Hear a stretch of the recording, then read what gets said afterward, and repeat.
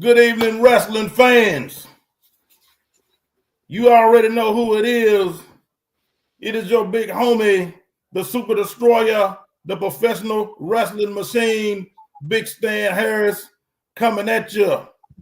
And we are LIVE live on this Sunday afternoon. It's first Sunday afternoon in January 2025.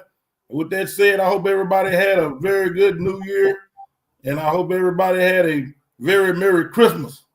This afternoon, I'm doing something a little different.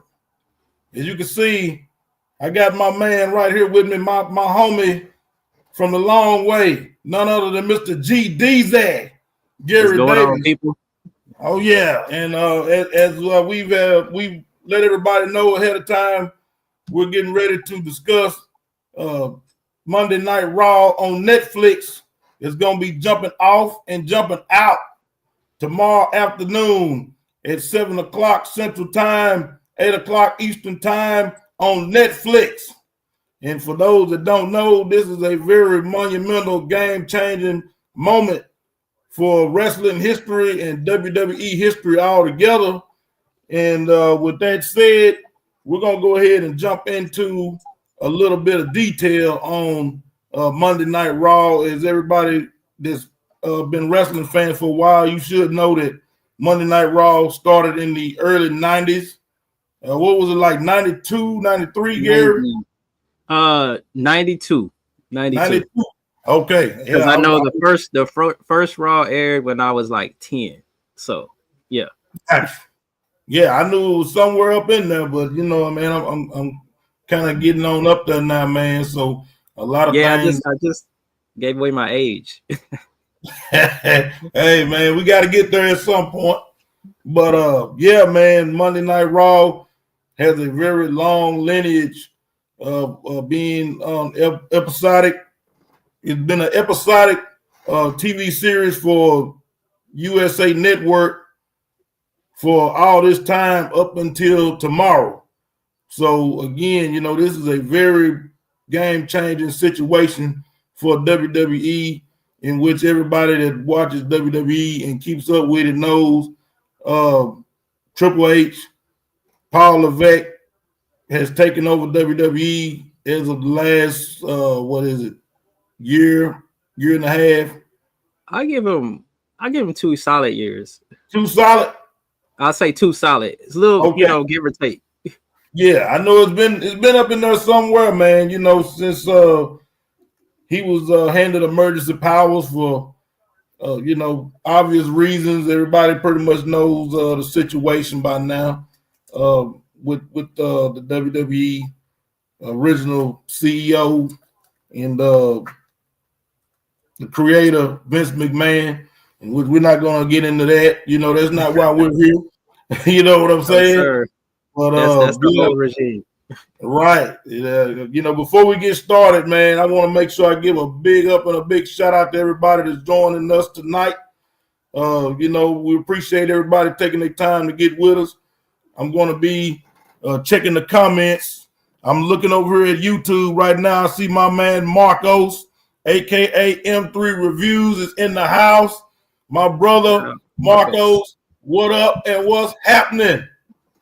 Nothing but love for my brother, man. Looks like, he spoke to you too, G. Dizzy. I don't know if you hooked up on the YouTube or not. No, I'm checking the Facebook side. All right, what we got going on Facebook right now? I'm just now about to catch up with Facebook. Like I said, Stuart has a question, but I'm gonna save that for later. Brother Stu is in the house. My main man, Brother Stu. Yeah, let me go ahead and get off into what I am looking forward to, what I'm most excited about as far as the matches are concerned for tomorrow, which number one being the CM Punk versus Seth Rollins match. I think that there is a legit dynamic concerning that match as far as the history. They really don't like each other. Yeah, there's a parallel there of sorts. Would you agree with that or not, G. Dizzy? I agree. I think the beautiful thing about that people tend to overlook is that about wrestling is like when two people actually don't like each other in real life, they can work it into the story and handle it in a professional way. And that's kind of what's going down right here. So I'm really excited to see how it goes. Right. And this is coming from a guy that's not really a huge fan of either one, but the fact that the story has me intrigued says a lot. You know what I'm saying? Yeah, I know right a on. lot of Rollins fans is out there and a lot of CM Punk people out there. So oh yeah, most definitely, most definitely. Shout out to all the CM Punk fans and all the Seth Rollins fans. I think that you're going to be in for a treat. And before I go any further, I got to give another big up and a big shout out to my 3 Live brother right now over on the YouTube side. My man Pac, a.k.a. the 3 Live Banger, a.k.a. Mr. 3 Live 405. What 3 up? Live And what's 405. happening? Yeah. What's happening? What's happening? Yeah, GD. I like that name. I like that name. Oh, yeah, man. It goes down on the YouTube, man. Whenever we get on the 3 Live stream podcasts and live streams, man, I'm telling you, it's nothing but a party. And I'll be joining forces with everybody over there starting back this year. I don't remember being able to participate in any of the 3 Live stream podcasts last year. 2024 was a busy year. It was a transitional year for me personally. But, I'm going to be catching back into a lot of things that I didn't get a chance to be a part of last year, man. So, again, it's going to be a fun year for Big Stan. And I hope that as many people that can ride with me on this deal, man. I hope everybody comes along for the ride. Things only get better as we go. We're approaching my 10th year. As far as being a professional wrestler, being involved in the professional wrestling business, baby, yeah, we're approaching 10 years, man, this year. 10 years in the game. That's what's up. Yeah, in the fall, man. Yeah, we about to get with it, you know what I'm saying? And we about to take things to another level. So but yeah, man, go for it. Being that you've been in the game for 10 years, right? Mm-hmm. You understand the backstage politics of the business. Who, man? Is that fair to say? Bro, I know the backstage, I know the front stage, I know the inside, the outside.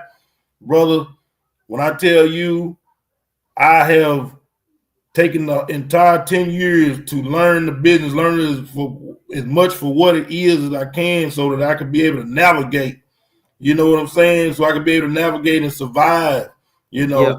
And it has taken all of about 10 years, man, in order to be comfortable with saying that, So with that being said, do you feel like going back to the Seth Rollins CM Punk match, mm-hmm.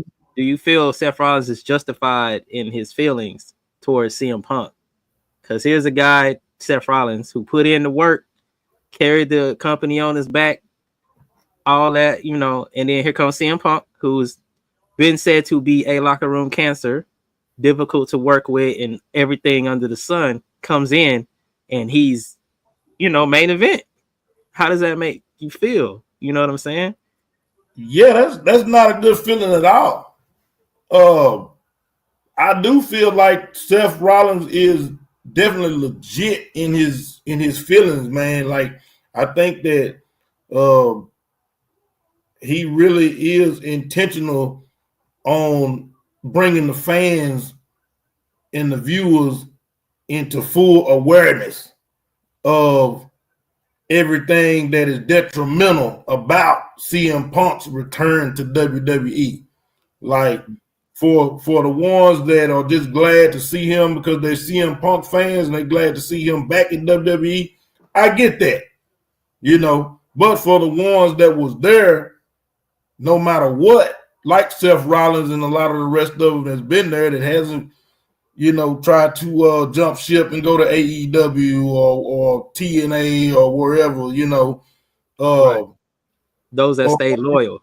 Right, stayed loyal and didn't shoot no shots at WWE and what have you, Yeah, man, I mean, that's going to cause a lot of conflict and it's going to raise a lot of questions and it's going to cause a lot of friction. So I think it's, for business tomorrow night, I think it does bring about a really big fight feel for the match and everything. I'm surprised they're doing it tomorrow, but I'm not surprised because it could lead up to something bigger quite naturally. You know, it's just got to be a program in the plans for this, you know what I'm saying, to be happening. Or else tomorrow might as well be a pay-per-view event, if you ask me. You know what I'm saying? So I think why the card is the way it is. You know what I'm saying? The Bigg, you got the Rock supposed to show up. You got the CM Punk thing. A bunch of title matches, I believe. Cody Rhodes out there, you know. So it's got the big match feel because it kind of is. You know what I mean? Oh, definitely. I agree with you 100%. Like, you can't have a event of Monday Night Raw going to an entire other network, much less a streaming network like Netflix. You know, we already know the size of both of these brands, both of these entities. So for them to come together like they are, you definitely have to have a big pay-per-view type atmosphere for your first show. You know what I'm saying? Like, you can't be half-stepping. And you know, these guys, they're going to get in there. I believe we're going to see something tomorrow that we have never seen on the USA Network out of all these decades that, you know, Raw and WWE, SmackDown. even before, you know, and SmackDown and all of that, you know, because the WWE, for those that don't know, I was watching WWE from a kid, like, you know what I'm saying, a small kid, when it was Bobby the Brain Heenan and Gorilla Monsoon, you know, hosting. Jesse the Body was young. Yeah, Jesse the Body on commentary. And we was watching Saturday Night Main Event the first time around. You know exactly. Yeah, in the 80s, man. You know, when it was, man, if you got a Saturday Night Main Event back then, that was a thing. Yeah. Big deal. Yeah. I gotta let me break off for a second and I don't want to keep my man Mark Cosplay. I gotta make sure I give him a shout out over on the YouTube side, man. What up and what's happening? Much love to my man Mark Cosplay 117. I should put it like that, 117.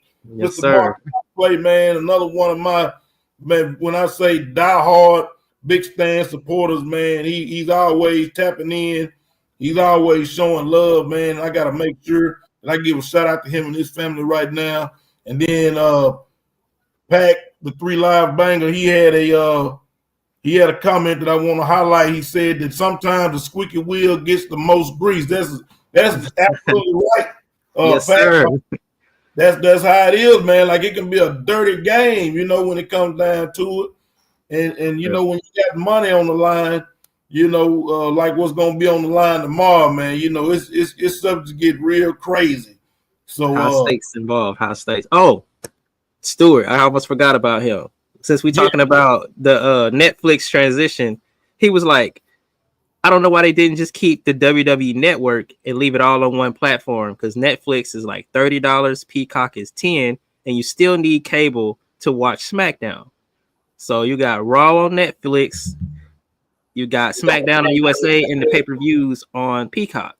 It's mind-boggling.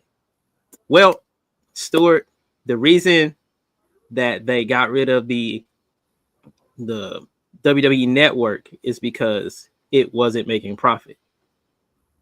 So, you know, they were actually losing money because the only people that were subscribed were the core fans that actually care about ECW content and WCW and Mid-South Wrestling.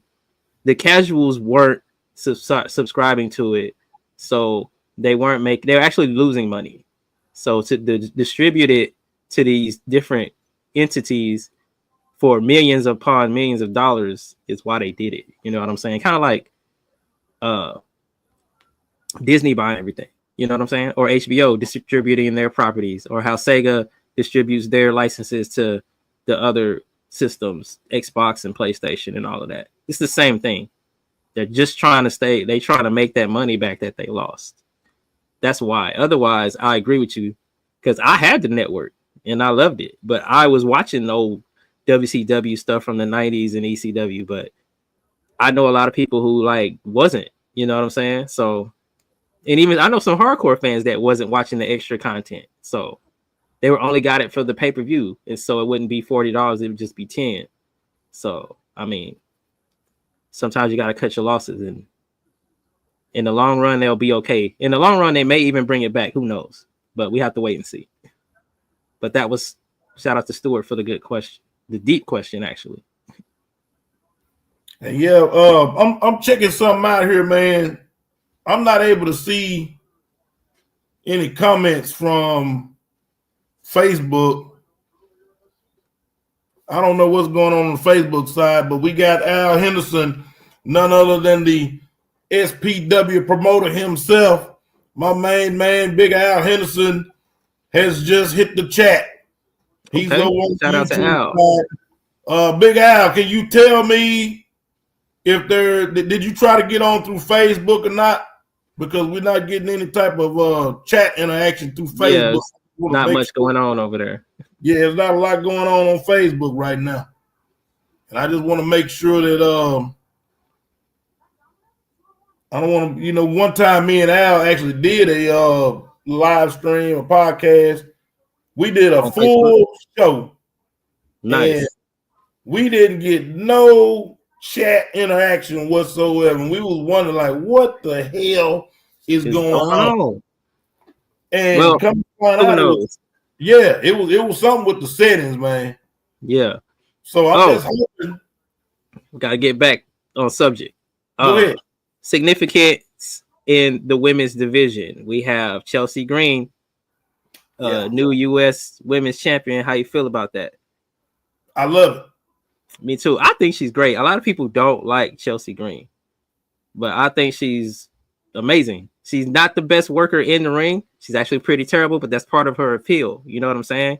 Yeah. But her overall character, it works, So I like it. I'm glad they put the belt on her. I hope she has a long, strong run with Piper by her side. I don't see her losing anytime soon unless there's a turn of some sorts. What you think? Yeah. And I'm gonna I'll tell you like this, bro. If you can be a okay worker in the ring and still get over, you're doing something. I mean, because at the end of the day, it's about getting over. And hey man, shout out to her husband, because I saw she was using his moves in the match. Right on, yeah, definitely. Matt Cardona or Zack Ryder, for those that don't know. And I'm gonna give you a fun fact, bro. I don't know if you know this or not. I hate I don't have my shirt on hand, but you can go on Instagram and you can see who came up with the phrase "always ready" first. And I'm talking about exactly word for word with the Z on the end and everything. I just took your phrase, man. Telling you, bro. Bro, copyright. Get that straight check. Up. Straight up, bro. It's timestamp. It's timestamp. There's a post on my Instagram right now, on my main Instagram. But I also, it shows the design of the shirt. It shows, because like when I bring out a t-shirt, I always post the design, the draft, to show you what the shirt's gonna look like. In order for you to get ready for it, place your order, get your input, your feedback on what you think, all of that. Yeah. Check my Instagram, man. So they peeped game and they took it. I mean, hey, bro, that was a hell of a write that stuff, man. Yeah. Get your designs copyrighted and all that. Trademark. That's the word I'm looking for. A trademark. Right. That came out back in 2018. I brought this shirt out in 2018. That's crazy. And Cardona started going with that in like 2020, if I'm not mistaken. Man, you know what I've heard? I mean, I'm not a wrestler, but I've heard that the indie guys, they get got like that a lot. A lot of the stuff that the mainstream stuff, it came from an indie guy or some independent artist like Yeet, like Jey Uso's Yeet. They had a whole lawsuit thing about it. So instead of paying the guy that they got it from, they just changed the spelling. Yeah. So I mean, I still messed up. So now, like I forgot the guy's name that came up with it, but he didn't get nothing because they just started spelling it different. Right. So that's messed Yeah. up. I felt bad for dude, but at the same time, I like Jey Uso. So. Oh, absolutely, absolutely. Yeah, man. So, Shout out to Jey Uso, man. yeah. Let's see. Let me respond to Big Al real quick, man. What he saying? What he saying? He's talking crazy, man. He's like, man, I guess I'm the ghost in the room. I can hear him talking right now. I guess I'm the ghost in the. Nah, man, you're not the ghost, baby. You know how it is. We got to run our mouth. Yeah, shout out Big Al. My bad, man. My bad. We gotta talk the talk, daddy. You know how it goes. But yeah, man. Yeah, I guess let's see. Let's go to the next. Go down the card. Tribal Combat. Tribal Combat versus Solo Sikoa for the Ula Fala. The original tribal chief versus the new tribal chief. First of all, are you a Solo Sikoa fan? How do you feel about the new bloodline in general? Man, this is gonna probably mess you up. I like Solo. You like Solo? I like Solo, man. Check this. I liked Solo until he started talking.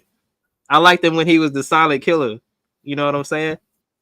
I don't like him talking, man. It's just too. I don't know. Something about it I don't like. Well, let me hit you with this. I get what you're saying about the silent killer deal. When he was the street champ in NXT, and when he first got in the bloodline as the street champ, I liked him. But as soon as I liked him when he like broke off and became the tribal chief, but his promos they're too Sopranos for me. You remember that show, The Sopranos? Oh yeah. That's how they like. I don't like that. He kind of coming off like the mafia boss or whatever. Yeah, it's not working for me. Well, let me get back to that after I jump on Pac's comment where he said, people always stealing other MFs stuff. SHI, you know what I'm saying? Yeah. Because they don't have any creativity. Yeah, absolutely, Pac. That goes back to the I don't know what you would call it, the promotions or what would you call the wrestling companies that are they wrestling? Can you say wrestling? I don't know what you would say. Entertainment? What would you say? Okay, so that's kind of like the ones that came to Texarkana and they wanted the Texarkana Wrestling Championship that was, of course, introduced by Southwest Pro Wrestling. And of course, were they trying to Vince McMahon you and absorb your entity into one big thing instead of leaving it territories? They attempted to buy the Texarkana Wrestling Championship. The guy that owns one of the companies, man, you got so much of that going on now in Texarkana and surrounding areas. But because I was about to say, like, the wrestling in Texas right now is very territory. You got Dallas, you got here, you got a couple of companies here, some couple of spots in Little Rock. It's very territory, right? So it sounds to me like said person is trying to pull a Vince McMahon and buy everybody and keep it under his umbrella. You see what I'm saying? Absolutely. I'm glad you didn't. I'm glad you did. Nah, I mean, it wasn't my championship to sell. Yeah. But at the same time, you want to buy that championship and then just all this goes together. But what I'm saying and what Pac is saying and what you saying, it's all so predictable though. I already knew that they was going to be trying to come for that championship because I know what that championship means. I know the type of prestige that was put on that belt. But at the same time, why are we going to sell it if the company's not for sale? Nothing about Southwest Pro Wrestling was ever stated to be for sale. So then they go back, and I told Al this, I said, watch what's going to happen. When I asked that, I was like, man, is the company for sale? Is the championships for sale, anything like that? He was like, no, why you say? I said, because the hype guy, yeah, the hype guy said that you wanted to buy the belt. He asked me to buy the championship. He asked me, did I own the belt and did I want to sell it? And so when that didn't happen, he went and made a Texarkana television championship. Same exact design, just a one-word difference. Sounds like they tried to pull a $1 million man type deal where, because I don't know, I mean, I know but the people watching, the reason the $1 million title exists is because the $1 million man couldn't win the world championship. He kept losing. So he made his own belt. So I think that sounds like what the hype man is doing. But the $1 million championship is his own thing. Yeah, but it was never an official belt. You know what I'm saying? I get what you're saying. That's what I'm saying. He was like, okay, I can't have this, but I got the bread. I'm just gonna make my own. Yeah, you got a belt, but it ain't nobody. No, at the end of the day, man, nobody's gonna respect that. That's basically what we're saying. Yeah, people at Texarkana, you can't get over on the people of Texarkana like you think. Like they know their own. I'm not supporting no television title that's not official. You know what I'm saying? And that ain't official. Like everybody knows the backstory on that championship, and for it to come to that type of situation, I already knew what we was in for as far as Southwest Pro Wrestling, having to get ready to try to endure with all the madness that's still going on right now, with all these Johnny come lately so-called wrestling promotions, but that's another story for another day that we will continue about later on, because this is only the first episode of this podcast. Go ahead with it, bro. Yeah. Speaking of titles in general, and we were just talking about the women's division in the WWE with Chelsea Green. Tiffany Stratton, is that her name? Tiffany Time? She cashed in.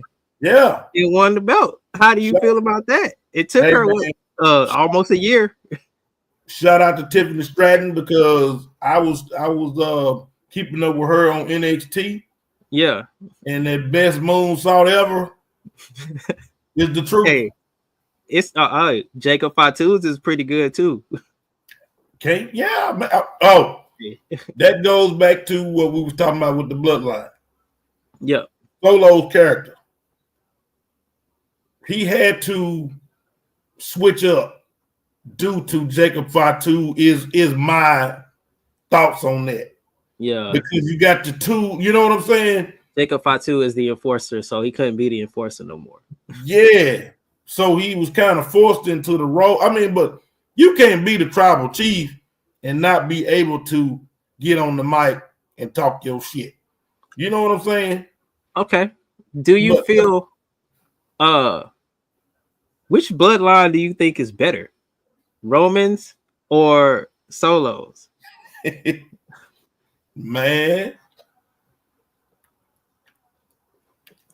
you got to think about it, bro. Think about it for a second. And yeah, I'm trying to avoid the answer right now. I was going to say, you dancing on me. Yeah, I'm trying to. You got me doing a Teddy Long over here right now, man. I see you. You got me doing a Teddy Long right now. So, let me catch the chat real quick.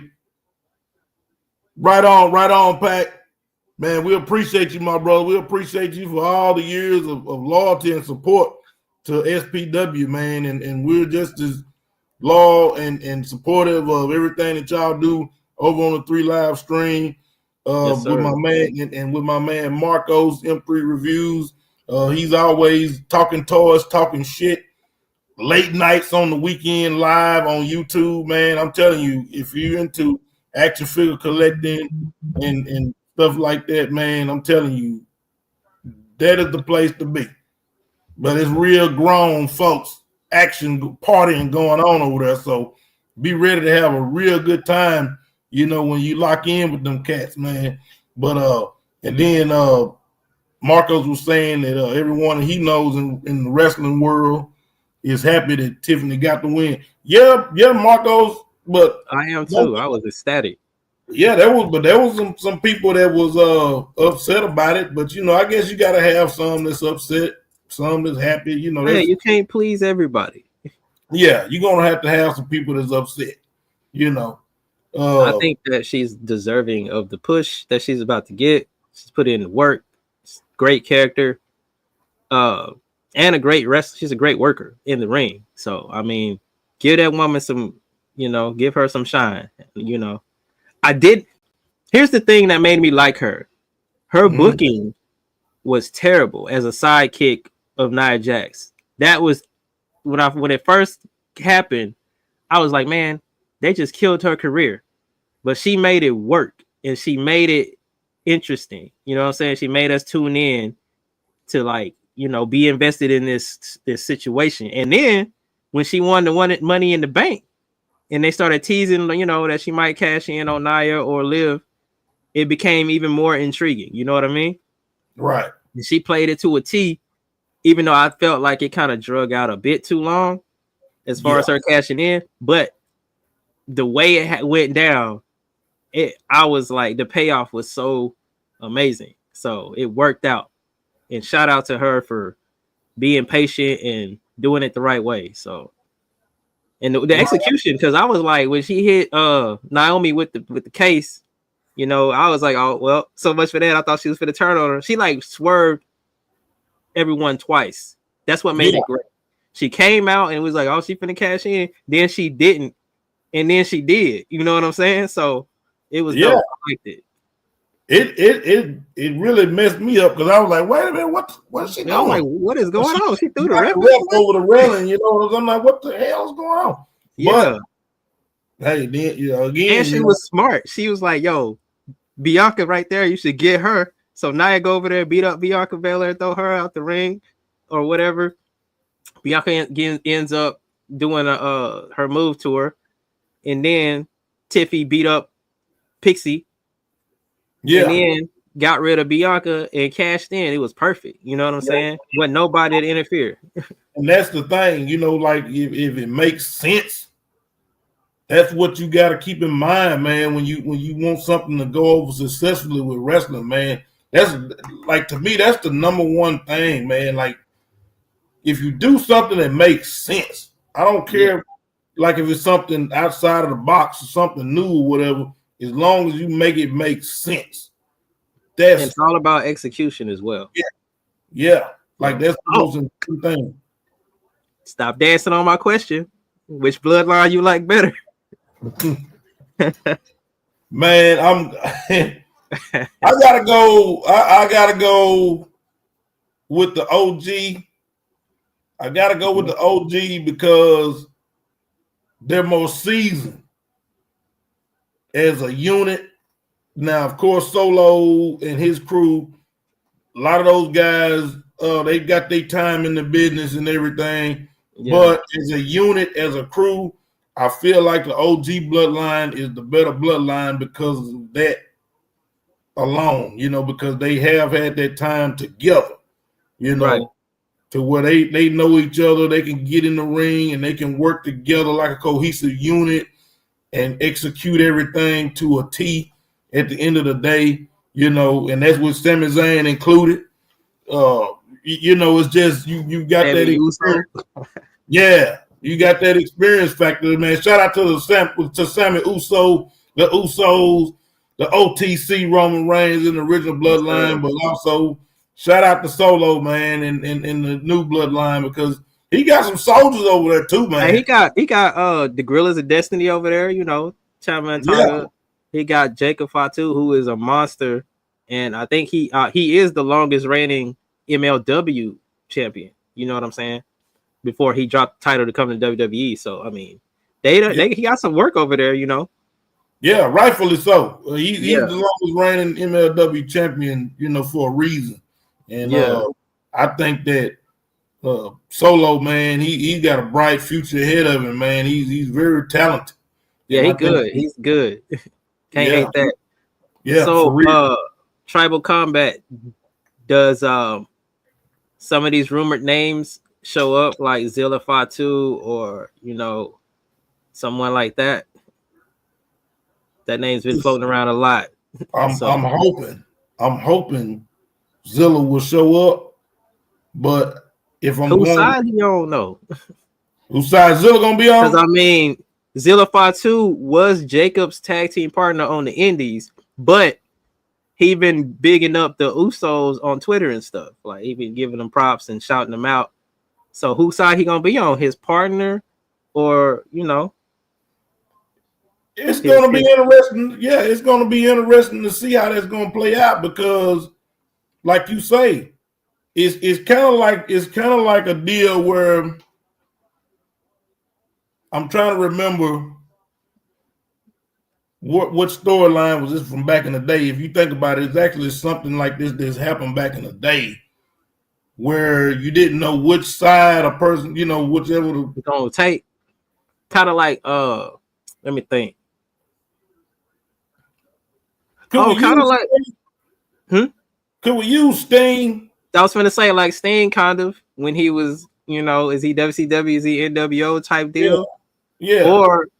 or you could be like when when the NWO broke up and it was red and white or red and black and white or whatever, and Scott Hall was like, is he gonna be Wolfpack because of Kevin Nash or he gonna roll with Hollywood? Right. So it's interesting. Yeah, I think that's kind of like where you can pull that from. And Mark cosplay. Yeah, man, I'm glad that you're happy about Tiffy Time cashing in her women's Money in the Bank and winning the women's WWE championship this past weekend, man, on SmackDown. So do they hold her and make her drop the title to Charlotte Flair? Because Charlotte Flair always gets the title shot when she comes back, and she's rumored to come back at the Rumble. I think so. So you think she's gonna have a short run? Either they got enough confidence in Tiffany Stratton that they're gonna have Charlotte put her over. Or Charlotte can beat her and then she can turn back around and win the title back from Charlotte. But at the end, Tiffany Stratton goes over. You know what I mean? Yeah. What about Becky Lynch? She's also rumored to come back at the Rumble. It's not like 100%, but that's what they're saying right now. Right. And to be honest, I would rather their storyline happen with Becky Lynch. I actually want her to beat Charlotte. Charlotte is like the standard. So I want her to knock off Charlotte to prove that she belongs there. You know what I'm saying? Which I feel like she does. I get that. Yeah. So I know. I get exactly what you're saying on that. I mean, if you're going for the highest level of prestige, go for the head. Go for the head. Yeah, I feel you on that. Like if you're gonna go for the big dog and knock the big dog off, then I would say Charlotte Flair because Charlotte, to me, is a bigger name than Becky. Although Becky, Becky is a big deal. Yeah, she has her background, right along with Charlotte quite naturally. I mean, we already know the deal about that. But I'm with you. I can't help but to agree with you on that. Okay, got one for you. Back to the Tribal Combat. Mm-hmm. If you check The Rock's Instagram, he has listed himself as the High Chief. So, with that being said, does he interfere? Whose side is he on? Does he turn on Roman? That was going to be my ending statement on that particular match. I feel like The Rock is for sure to interfere. But who he gonna help? Man, he gonna help Roman or he gonna help Solo? I think he's over the new bloodline. I've been thinking that since they came. I don't see him not helping Solo because we got to go back to the original plan for WrestleMania 40. Right. which was Rock versus Roman. So That's a good way to get to that.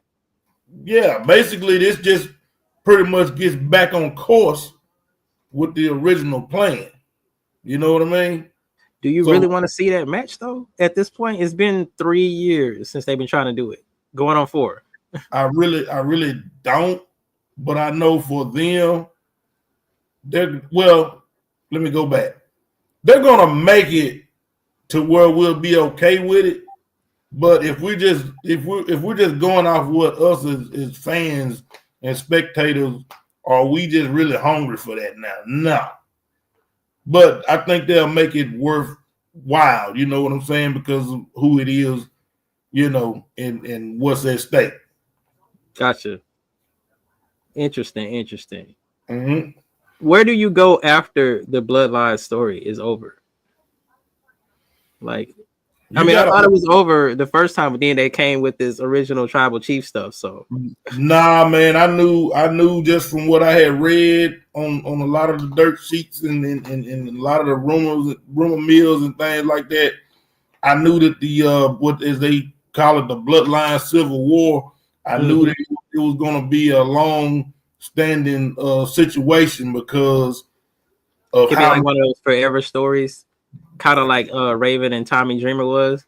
Pretty much. I'm an old wrestling friend, but Raven and Tommy Dreamer have had a beef from the beginning of Raven's debut in ECW until he left the second time. So, and that's like a good 5-6 years rivalry. That story never ended until Raven left for WWE. So they could do that, I guess. Yeah, I mean, it's going to carry out for a while because you still got a few more names that's supposed to be showing up in WWE as a part of this storyline. So basically, the whole doggone family gonna have a WWE contract by the time it's over with. That's what it's looking like, you know. Because you got The Rock. The Rock is in control. You know what I'm saying? Like the Rock is calling the shots now. He putting everybody on. Yeah, so you know what I'm saying? He gonna definitely have his family set. You know what I'm saying? Like everybody's gonna get their time in the company before it's all said and done. So I would give him about another couple of years to 3 years, maybe. Like, don't be surprised if it goes that long. You know what's that word? Nepotism. Is that what that is? Yep. How does that affect you backstage, though? I wonder. Because every time he bring in one of them, you taking somebody's spot. You know what I'm saying? Exactly, and it's like with so many different brands in WWE, you would think that they would be able to distribute them a little better, and they might be able to later on. I don't know. I just think they're focused on Raw because that's supposed to be the main show, right? But they gonna have certain guys working both shows, like Raw and SmackDown. So it's kind of, up in the air how that's gonna work. Right. It's gonna be interesting, but yeah, man, that's the only drawback to that. You know. What's the rest of the card for tomorrow night? Man, to be honest, I saw. No, I'll take that back. I just know that Cena's supposed to be showing up. Yes, Cena will be there. The Rock's gonna be there. Intercontinental tournament ends tomorrow for the women. Yeah. Okay. There's that. Seth, CM Punk. I'm not sure what the main event is. So. Yeah. Let me jump on the comments real quick. Mark Cosplay said he's excited for the Rumble. And right on. We was actually about to segue into that because who do we think gonna show up? Man, Cena, to me, I think that's what Cena's gonna do when he shows up. He's gonna go ahead and declare his spot for the Royal Rumble. Does he win the Rumble? Man, I'm gonna say he does. I'm gonna say it. I'm just gonna put it out there. He got to get one. If he wins the Rumble, does he get that? Does he break the record for the titles? Yep. You think that's how they gonna let him go out? They gonna let him break the record? I could be wrong, quite naturally. I mean, I know that's a predictable way to go about it, but I just feel like sometimes predictable is good. Yeah, I mean, I just feel like that's going to be one way for him to be able to do it. You know what I mean? Okay, let me ask you this then. Let me ask you this. With the Rumble, there's always surprise appearances, right? And WWE has a good working relationship with TNA and a pretty good one with New Japan. Who do you think may show up? Because right now, currently in TNA, the Hardys are the tag team champions. And they have gone on Twitter and every other platform talking about how they want to end their career in WWE in some way, shape, or form. So will they show up at the Rumble or not? What about Joe Hendry? He's super popular on both brands for some reason. Yeah, for some reason. I don't get it, but okay. Me either. But hey, it's good for the fans that there's fans of Joe Hendry. Good for Joe Hendry. You know, I'm not gonna hate on it, but I don't understand it. But yeah, man, let me catch the chat real quick. Big Al says he doesn't even know what we're talking about. That's the whole point of watching the show, brother, man. Why you watching it, man? I'm gonna fill you in. We're catching you up on everything that you need to know about WWE right now. But what questions do you have that we can catch you up on? And we got you. My man, Big Al he's not into the new school wrestling by no means. He's very old school orientated when it comes to wrestling. I'm gonna throw him a bone right here. Wrestling Mount Rushmore. What is yours? You can say it in the chat. Stan, what's yours, and I'll give you mine. Okay. Let me catch chat one more time. Yeah, man. Yeah, for sure, Marcos. Yeah, we want Cena, man. I want Cena to win the Rumble and actually break Ric Flair's record. I think that if anybody is deserving of that, it is John Cena, man. He carried the company through a dead period. That whole ruthless aggression era wasn't all of that in comparison. But he made it. He put it on his back. And, he made sure the WWE stayed a household name. So I think he put in the work. He deserved it. Him and Batista both. You know what I'm saying? During that era was like they made it work. They made me watch it, and I had lost interest for a long time. So yeah. No, let me just put this out there real quick about we went to the Hardys being the TNA tag champs and possibly making an appearance for WWE in the Rumble. Yep, Rumble. Man, the Motor City Machine Guns coming over from TNA. Your favorite tag team's favorite tag team. Yeah, and that's a fact. Them dudes is dope. Man, shout out to Triple H and whoever else was responsible for booking that, for making them the tag champions over in WWE. Like I just think that they should have been the champions like years ago. Yeah. And I know we couldn't have got this years ago for obvious reasons, but at the same time, I'm glad we got it. Yes, sir. Yes, sir. Okay, Al says Ric Flair. Ric Flair. But you got to give it. That's one. Okay, what we had to have 5. Mount Rushmore, so it's like 4. Yeah, 4 names. I think it's 4 more. Okay, just make it easy. Top 5 all time. Top 5. Yeah, you got to have a top 5 when you're talking wrestling Rushmore. Yeah, top 5. Rushmore. Yeah, you definitely got to have a top 5. 4 can't get it. Yeah, really, 4 don't work. So yeah, top 5. Yeah, so you got 4 more, Al, and anybody else that wants to chime in with their pro wrestling Mount Rushmore, you can go right ahead. We still got about. We got time. Yeah, we got time, man. We got like 24 minutes, man, before we shut down. But yeah, man. I just, for me, a wrestling Mount Rushmore will probably be. Hold on, my young man is busting in on me right now while we. What's happening? While we going live, man. Everything good, man? Shout out to my young man Cam Zilla in the house. Cam. Yeah. But yeah, man. Shoot, man. Wrestling Mount Rushmore. I'm gonna start out by saying Stone Cold Steve Austin. Oh Yes, sir. hell yeah! That's one. That's one. Is he number one? Is you doing them in order, or you just throwing out five? No order. This and I'm telling you, I'm gonna mess this up. But I'm gonna go Austin, Rock. It's kind of like I guess I'm gonna be going back. Yeah. Oh man, Austin, Rock, Ric Flair, Dusty Rhodes. Dusty. Man, I got one more. You got Austin Rock, Ric Flair, Dusty. Man, I need like 10. I would need 10, bro, because I still got Sting, Booker T. Booker T. You gotta look.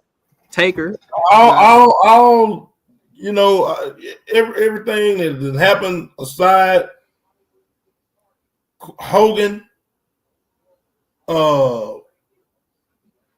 Macho Man. Macho, of course, Macho Man. Man, Ricky the Dragon. It's a lot of them, bro. But mine, I can do my top five in order for me. Come on with mine. For me, my wrestling GOAT is gonna always be Bret Hart, number one. Right? See? That's my guy. Bret Hart till the day I die. Number two is Sting. He was actually the first wrestler I watched on TV. And that like he made me become a wrestling fan. Like I saw him, I was flipping channels, and I was like, yo, who is this dude with the blonde hair? His face was painted, and he was, screaming, and he just was eye-catching. And then I watched him, like, in the match, he was getting beat up, and then he won, and I was like locked in, because he was like the underdog. He was going against Vader. Oh, okay, yeah. He was I was locked in. He was getting beat down by this big fat dude with the mask on, and I'm like, yo, what is going on? And he won. And then the next thing I know, I was tuning in to WCW Saturday Night and everything else they was watching. And then I started watching WWE, and I saw Bret Hart, and that was it. I was like, this dude's the best ever. So Bret Hart, Sting, The Rock, because of his not really as his wrestling, just his whole character. Yeah, I have to put him at 3. Stone Cold, because he technically is the most popular wrestler, whatever, ever, as they say. As far as wrestling, like as far as being a star, is The Rock, but we're talking wrestling. Yeah. So Stone Cold at 4, and then my 5 spot. That's a tough one, but I'm going to have to I'm gonna have to give it to Ric Flair, and here's why. Because I was chilling with my grandmother, and Ric Flair came on the screen, and she had so many stories. Like it triggered her inner wrestling fan, which I didn't know existed. You know what I'm saying? Yeah. So I was like, man, she used to watch this, and she was telling me about Ric Flair and how he used to do, and he was styling and profiling and all this. Miss Betty? Yeah. Really? Yeah. Wow. Yeah. So after that, I was like, I had to like Rick. My grandmother told me to tell you and your grandmother hello when I talk to her. I will definitely tell her. But after that, I knew I had to like Ric Flair just because of that. And it didn't matter what he did from that point on. I was like, Ric Flair is gonna always be up there. So that's my top 5. Right on, man. Yeah, that's a solid, of course, a solid lineup, man. And speaking of Sting, I don't think Sting gets enough credit. He don't get nearly enough credit. If you go back and look at his career, like, oh man, he's been all over the world. Great Muta in Japan that spilled over into the States. He was a horseman. He got kicked out. RoboCop of all people came and helped him. Yeah. You know what I'm saying? Like, come on, man. He did the whole transitioning with time so he wouldn't get played out. He turned into the Crow Sting, back into Joker Sting over in TNA. He's done it all. Longevity, character evolution. He stayed on what was hot in pop culture. Like when the Crow was a thing in the 90s, he went that route. when the Joker with the whole Batman phenomenon with the Dark Knight Returns and all that, he did Joker's thing. He knew how to stay on the pulse. You know what I'm saying? Yeah. And he changed his style to like not kill himself when he got older. And then on his way out, he was like, "Well, this is it. I'm gonna go all out." So that Joker was Jeff Hardy in this mug. He was jumping off the second level of the arenas and everything, going through tables. He left it all out there for everybody. So you gotta respect that. Yeah, and then like he made the US title one of the most relevant titles, you know, when everybody was focused on the heavyweight championship in the NWA and WCW. He came and his US title run to me was one of the best runs of his career. Absolutely. You know what I'm saying? So for me, he made me like want to buy a US title, which I still haven't bought yet because it's hard to find. But when I find one, a WCW one, I'm gonna get it because of Sting. Yeah, I would say other than Sting, making that United States title as appealing as it was, he had, of course, two other counterparts, Lex Luger and Barry Windham. Yes, sir. Lex Luger, Barry Windham. Yep. You know what I'm saying? If it was two other guys other than Sting that did that, like what you saying, I'd have to put those names, like those names kind of pop out too. Yeah. You know? For me, I remember mostly Barry Windham. I remember his TV title run more than anything else. I don't know why. It was back when the TV title was silver. I don't know if you remember that, but I remember him having that belt for some reason for a long time. Yeah. So when I think TV title, I think Barry Windham. Orange Tully TV belt. Yeah. So when somebody say TV title, I first one I think of is Barry Windham. Right. But that's just me though. I'm gonna jump back in the chat and read Big Al's he's got Dusty Rhodes, Harley Race, Harley Race, and the Butcher. Now you saying Abdullah, Big Al? Make sure that you specify. You gotta say which Butcher you're talking about. Yeah. Just want to make sure we got you. We got you to the detail on that. Yeah. And then let's see, did somebody else? Okay, we got Mark Cosplay, who has Sting, Triple H, Stone Cold, Shawn Michaels. I was hoping somebody would throw Shawn Michaels in there, and Ric Flair. Oh yeah, Shawn is cool. Okay. Shout out to Dustin. That's his number one. Right. Al said, yeah, he's talking about Abdullah, and I get that. Abdullah. That's what's up. Abdullah, man, in the world class days is when I remember Abdullah, and this is what made world class. Like, to me, world class was honestly like WWE was good when it was WWF back in the day, but world class to me was the epitome of like believable characters. You know what I'm saying? Like, it was something about when Abdullah the Butcher was on his way, and Gary Hart would tell the story. He would cut the promos, getting you ready for whoever this Abdullah the Butcher was that was coming. Or you had like what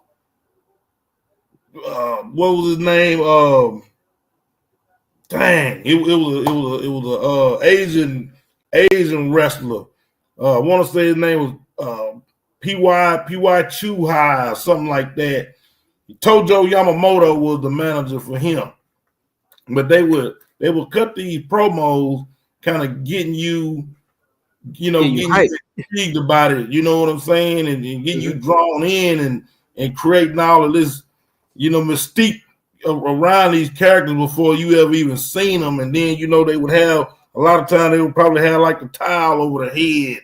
Or something the veil thing, and then they pull it. Yeah, I know what you're talking about. And man, like even with the great Kabuki, he had his long hair that would a lot of times just be, over his face, man, overshadowing his face, And I think kayfabe was more protected back then. Yeah, man. I mean, like that was the difference with with them, like even with the missing link. And yeah, right on, Big Al. I see you over there, brother. Yeah, appreciate you, brother, man. Yeah, man, I'm trying to really do all of this some justice because I just know how important and how vital this is, man, to be able to tell these stories correctly. Even though I was a toddler, man, watching this stuff, but that's what got me into wrestling was like how all of these characters from World Class, man, how they, how they was able to bring about, the life and all the believability to these characters, even when Kamala would come, in the one man game from the islands. Yeah, I think he's from like Cleveland or something. Yeah, but you know what I'm saying? Like, bro, when they jumping in the character or whatever, so to speak, man, it's like shit, you lost into that. You know what I'm saying? And that's then, like it was okay to use your imagination. Yeah. And like not worry about it. But see, now it was a period like after that where it became like taboo and kind of corny to like wrestling because of the characters and then the wrestling boom in the 90s, the Attitude Era or whatever, made it like wrestling cool again. But I appreciate those characters from back in the day. I still go back and watch some of those old school matches and I'm like, man, they like it was just different back then. It was stiffer, so yeah, man. Marcos, he gotta get up out of here, man. But bro, we really appreciate you for joining us, man. And yeah, we trying to make sure that everybody's having a good time and everybody's staying interested in what we're doing tonight. We just appreciate you for joining us, man, and participating in the chat. And yeah, you enjoy your game, man. Yeah, the Detroit Lions and the Vikings about to get ready to go at it. So yeah, you enjoy that, bro. And I will be in touch with you. Again, we appreciate everything, man. Appreciate you tuning in. Yeah, straight up, man. Yeah, I look forward to getting on the live stream with you real soon, bro. Yeah. Okay. But yeah, man, like I said, nowadays it's harder to get a character over like that. Oh man, it's like super hard. Yeah. And then that's the magic of and the beauty of all of that, from back in the day.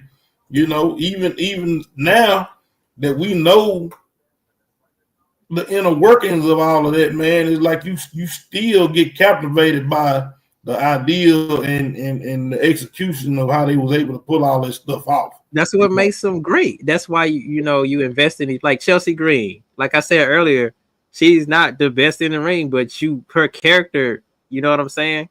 The way she executes her character, you gotta love it or hate it. Yeah. You know what I'm saying? Yeah.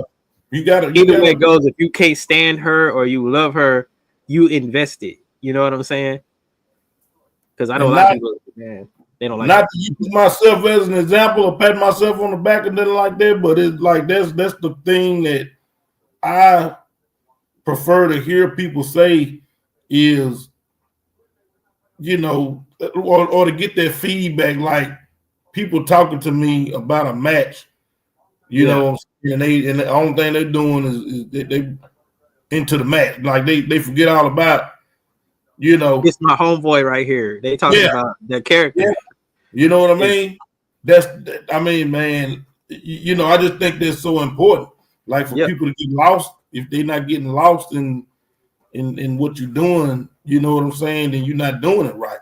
Yeah. If they're not giving you some kind of feedback and they're just being like, oh man, that was bullshit, you got work to do. You got to do something. You got to change something. Favorite pay-per-view event of the big time pay-per-views? Survivor Series, Rumble, Mania. Like, what's your favorite pay-per-view? Man, by default, it's gonna be WrestleMania. Because I just feel like it's win or go home. Mm-hmm. It's the Super Bowl. Yeah, it's like you got to bring out the best of everything that you got for WrestleMania. If you are given that opportunity to get on that stage, get on that list of history making moments that has gone on for over 40 years now. If you have that opportunity to show up and do your thing at WrestleMania, then you gonna forever be a legend. You know what I mean? And that's the only time I know the legends can be made is at WrestleMania. Do you think all of the big four pay-per-views should be 2 nights? Like War Game or Survivor Series, SummerSlam, the Rumble and Mania? Nah. I think because that's what they're trying to do now. I think the Rumble should. I don't think none of them should. I think the only one that should be 2 nights is SummerSlam and Mania. I don't think Survivor Series needs to be 2 nights, and I don't think the Rumble needs to be 2 nights. Because I mean, the Rumble is you're going for the Rumble matches, so why would you have one on Saturday and one on Sunday? You know what I'm saying? That's what you're going for. It's in the title, so there's gonna be Royal Rumble matches, the men's and the women. So why would you put them on separate nights? You know what I'm saying? I guess that's why, if you and you have to think about it. Sometimes I'm looking at things from a promoter standpoint. If I was going to do that, I was going to do it to split it up to make money both nights, because I'm putting the women's match one night and putting the men's match one night to kind of get you to tune in both nights. But what if you care for one and not the other? It's a lot of people that still don't respect women's wrestling, so you might not make no profit on that women's match. That women's pay, because essentially that's a women's pay-per-view at that point. You know what I'm saying? That's kind of crazy to me, man. That the women still aren't getting the type of I mean, they're getting up there, but if you have Charlotte Flair versus Tiffany Stratton and then Roman versus whoever, which one you gonna watch? Of course, it's gonna be Roman versus whoever, and then ain't nobody gonna be caring about Tiffany, the women. It could be anybody. You know what I'm saying? It could be Charlotte Flair, Becky Lynch. They still not gonna tune in like that. Not yet. Maybe in a couple of more years. Right. But right now, if you cut the Rumble in half, right? Mm-hmm. And the women's Rumble is on one night and the men's Rumble is on another night. The women's side is not gonna generate that much money. You're not gonna want nobody. They tried this already, the women's pay-per-view thing, and it was one of the lowest ratings in history. And they had big names. They had Charlotte Flair at her peak. They had Becky Lynch. You know what I'm saying? That's back when Naomi was still top tier. I think she was the SmackDown champion at that time. Mm-hmm. You know what I'm saying? And then people still didn't watch it. So why would you do that? But at the same time, you know what's crazy? And I know all this from experience now. Yeah. You got to have women on the card. It needs to be a balance. You know what I'm saying? I don't want to see all men's pay-per-view, just like I don't want to see all women's pay-per-view. Because there's certain women that I want to see, and there's certain men's I want to see. But if you put them on one night and I have to choose, I'm going to go with where all my favorites at, and that's on the men's side. You know what I'm saying? I get what you're saying on that. That makes sense. I get what you're saying there. Yeah. But now, why? Okay, but you feel like SummerSlam, right? That's the summer, big time summer event. So it could work. It's like Super Bowl. It's like WrestleMania, but in the summertime. Okay. You know what I'm saying? That's basically the theme of it. It's WrestleMania in the summertime. That's why, you remember for a long time, they always had SummerSlam outside. Mm-hmm. You know what I'm saying? That's why, because it's summers, you know how that goes. And WrestleMania is WrestleMania. So, but I mean, to chop Survivor Series in half, and to do the Rumble, I just don't see it. I could be wrong though. But I mean, I get where you're coming from though, and just the fact that you brought that up, I want you to break it down to not only myself but everybody else, because I know you'll make it make sense. Yeah, it makes sense to me. Like I said, I could be wrong, but I think when you have, I hate the word gimmick, but when you have a gimmick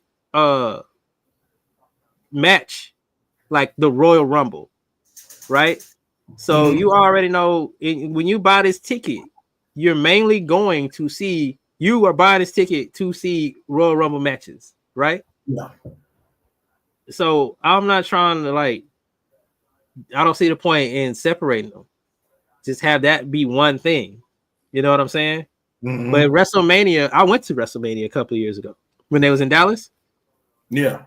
That made sense for it to be 2 nights. You know what I'm saying? Because they defended like all the belts. You know, it was a lot going on. But when you have a niche thing that you're going to do, it's not necessary. So, because basically the Royal Rumble is like pretty much a short pay-per-view. At least it used to be. It used to be, you know, the Royal Rumble match and maybe 2 title matches, and that's it. Yeah.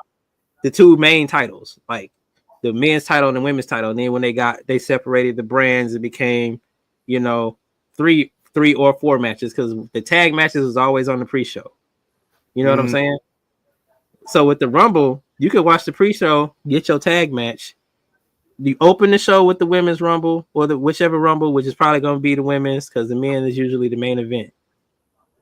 Or you can open it with a title match. Say it's the World Championship, right?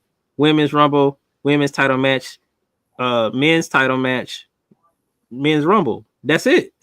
And it don't need to be 2 nights. Yeah, it's been done like that before WrestleMania. Remember when Brock went against Seth Rollins for the what was it, the Universal title? Yeah. They broke, they busted through the curtain and done that, you know. So it's not a far-fetched thing, you know. But I can see if you're gonna do everything like at WrestleMania, that makes sense for it to be 2 nights, because that's a lot to try to shove in one night. You know what I'm saying? Yeah. Or same with Survivor Series. Why are you? They're not even doing the separate brands. Like, it's not gonna be Raw versus SmackDown. So why is that 2 hours? It's just whatever stories, because Triple H is all about factions, right? So it's just whatever faction has a problem with each other, they just gonna have a War Games match. You know what I'm saying? Yeah. So basically, why that gotta be two nights?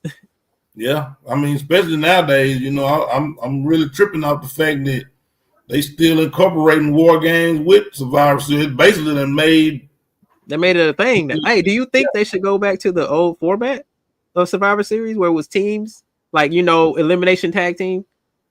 I like what they doing now. I mean, if they do it, I won't be against it, but I like what they doing now with the War Games format. Yeah, I think they should mix it up, because I do miss I think it was 5-on-5. And like when your guy gets pinned, he's eliminated. So it could be like 5-on-1 at some point. And let me let everybody know, man. We're about to get ready to wrap. Ready to shut it up, man. Shut it down, brother. Yeah. But I gotta now this goes back. What if you wanted to do Survivor Series one night and War Games one night? Why not make War Games its own thing like it used to be? That's what I'm saying. Why did it have to be Survivor Series?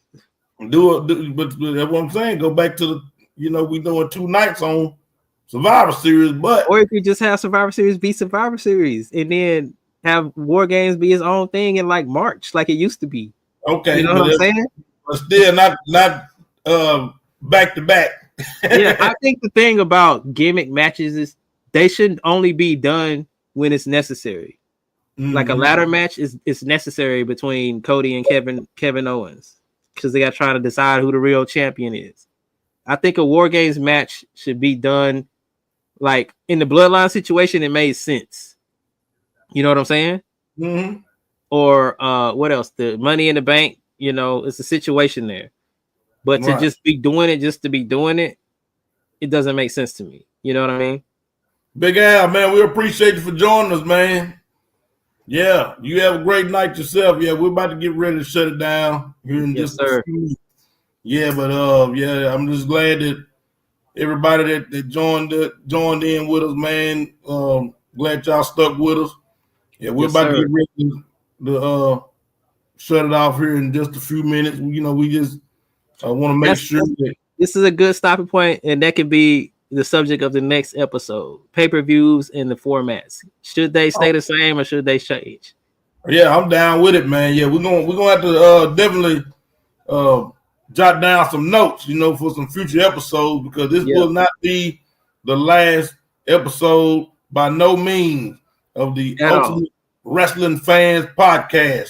just remember, as I said, when I first got into the wrestling business, I want to say it was like either my first or second promo. This is only the beginning. Yes, so, sir. Yeah. So, yeah, man, yeah, we better go ahead and close it out, man. You got any closing remarks for the people out there that checked us out? Thanks for tuning in.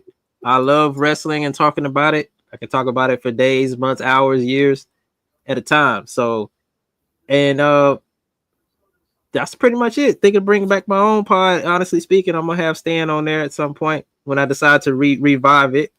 Other than that, stay up, keep wrestling hot. Right on, man. Yeah, and same here, man. I love wrestling. I'm a lifelong wrestling fan. I love to be able to talk about it every chance I get. For those that don't know, I've been knowing this young man for quite a while. We used to link up back in the day, man. We was youngsters and watch pay-per-views with some of our other Clyde and Big Dust and a lot of them, man. You know, shout out to them.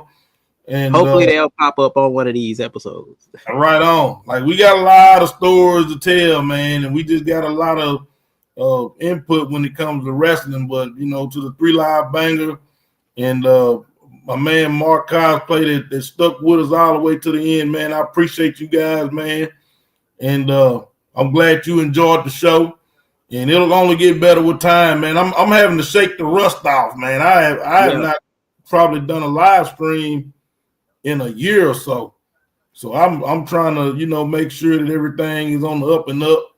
But it'll get better as time goes on, man. So I just appreciate you guys for again, man, linking up with us tonight and kicking it with us and hanging with us to the end. So again, for everybody out there that tuned in, we appreciate it, and we will catch you guys on the next one. And don't forget, tomorrow night, 7 p.m. Central Time, 8 o'clock Eastern Time, it is really going down on Netflix. WWE Monday Night Raw, the first episode. Gonna be special. It's gonna be a big deal Of the new era, of the Triple H era, baby. Triple H era. Yeah, man, I got a feeling it's gonna be a banger. So we're getting ready for it, man. And who knows, we might come back and do one after the show or something. Yeah, you know what I'm saying? We might do a review of the show, but we'll see. But until then, everybody take care out there. Have a good, safe, blessed week. Don't work too hard. Make the money. Don't let the money make you. And with that said, this is the Super Destroyer and the Professional Wrestling Machine with my main man, G DZ. And we're about to get up off here, baby.